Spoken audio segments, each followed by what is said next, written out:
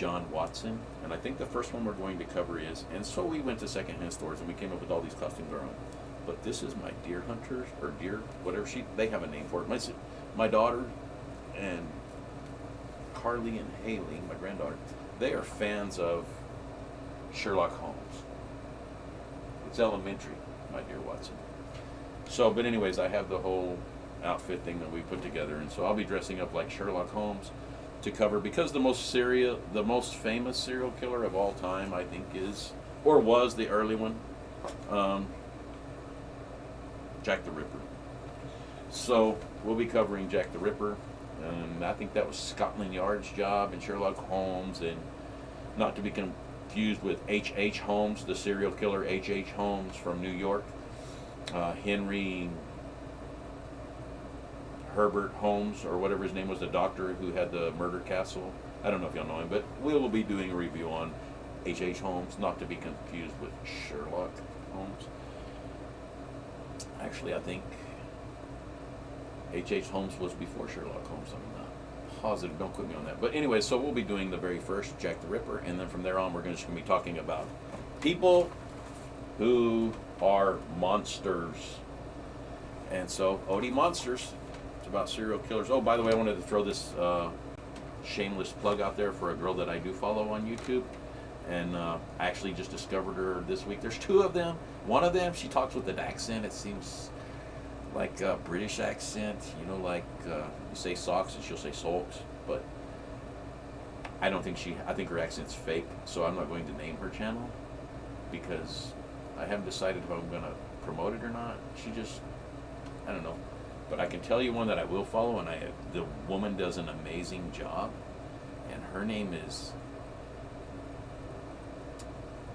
Bailey Serene, and she does a YouTube channel called Murder, Makeup, and Mystery. She will discuss a serial killer while she puts on her makeup.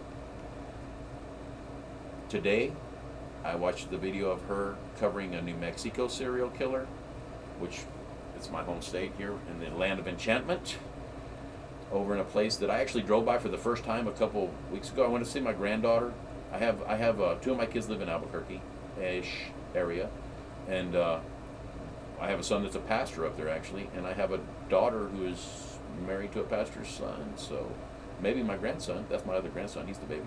The other one's in Houston. Maybe he'll be a preacher someday, I don't know. But my son, I go up to see my son and my granddaughter there. My granddaughter lives with my son. My son has a daughter, and my daughter has a son. So I go up to visit them pretty regularly. The rest of the grandkids live here, except for two who live in Houston. They all live right here in southeastern New Mexico, right here with us. I get to see them all the time. I actually, since I got out of the oil field, I've been babysitting for free. So my daughter and I babysit her.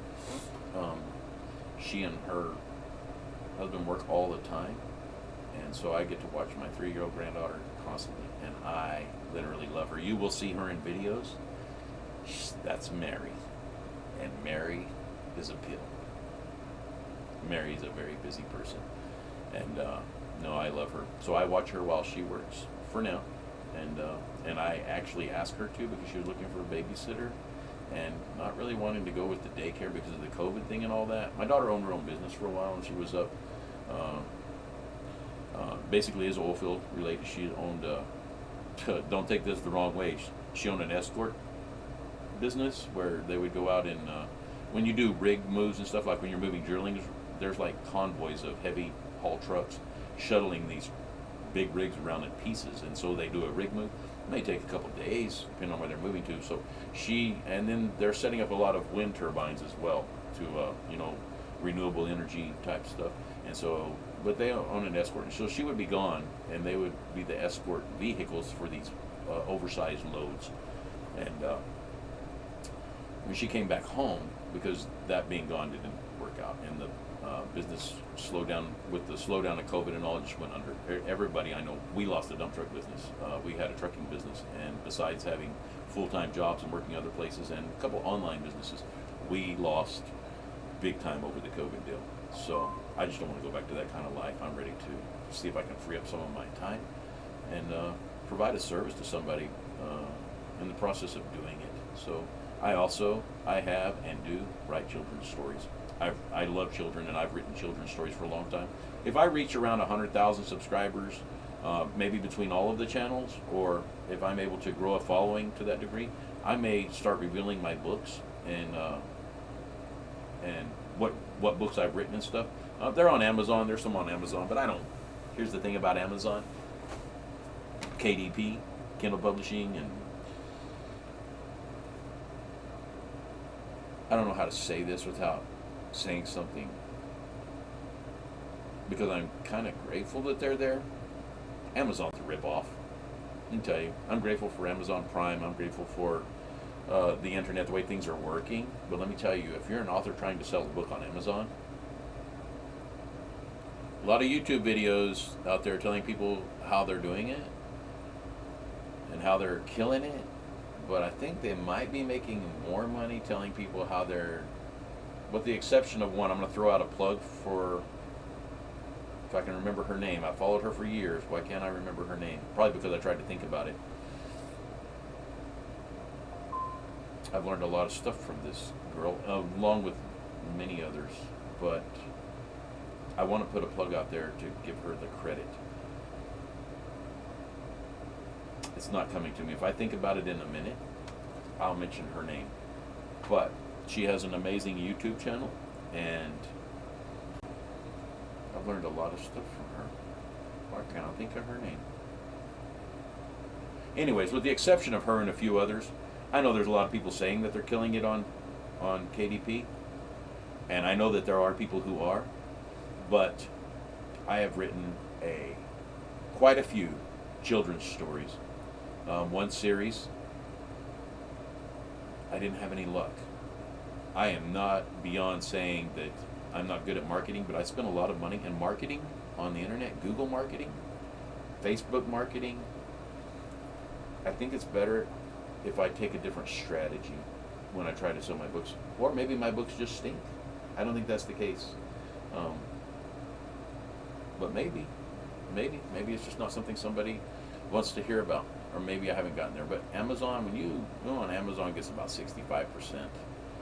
That leaves me with the cost of the book being published, as well as the marketing, as well as taxes. We all know the tax season just passed. I tell y'all some tax jokes, but I just don't feel like laughing about taxes right now. Just the thought of taxes put me in a bad mood. Okay, we're better. Anyways, this book right here is going to be a channel. Oaty Monsters. I lost track of what I was saying because I think I'm trying to cover too many topics at one time. But nonetheless, I'm just going to go right on to the next book, because the next notebook anyways. I have all these books with titles, and inside the books are all of the lists of the content that we're going to be covering, and there's a lot. So this is Oaty: Ghost Towns, Mysterious Ruins, and Ancient and Abandoned Cities. I wanted to do this because I like this. Dakota said no. Has anyone, my Belizean friend, Zane, he actually, and he'll be in this video. Zane, put yourself in this video somewhere, bro. Say hi to everybody.